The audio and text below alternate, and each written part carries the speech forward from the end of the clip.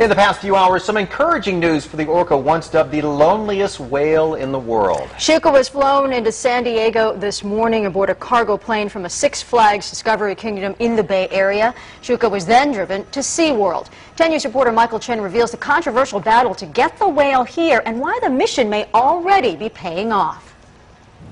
Shuka's long path to SeaWorld went by air, over the water, and over the ground. And when it comes to the move, it appears there are some early signs of success. You're looking at the first photo of 19-year-old Shuka taken at SeaWorld after she was introduced to Corky, an older female orca. When you put these in the same pool together, it'll be interesting to see how they respond. Shuka's never had problems generating interest. The star of the show at a Six Flags park in the Bay Area, Shuka had to be separated from a male dolphin last November because the two weren't getting along. Federal laws require that killer whales, which are highly social, be housed with a companion animal of a similar species.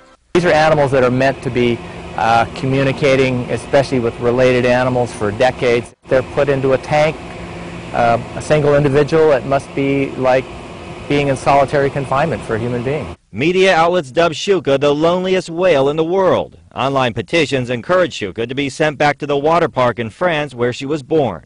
In July, a cell phone captured this hard-to-see video of Shuka lunging aggressively at a trainer.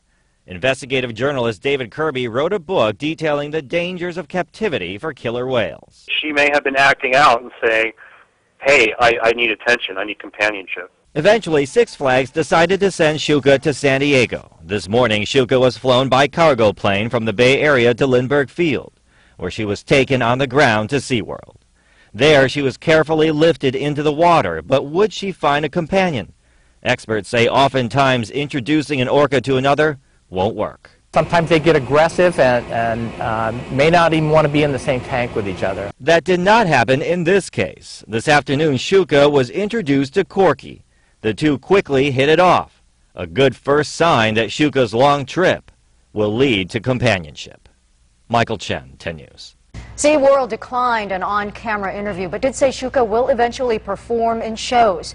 When we asked about her lunging episode, a spokesperson said her complete history would be factored in when preparing a training regimen.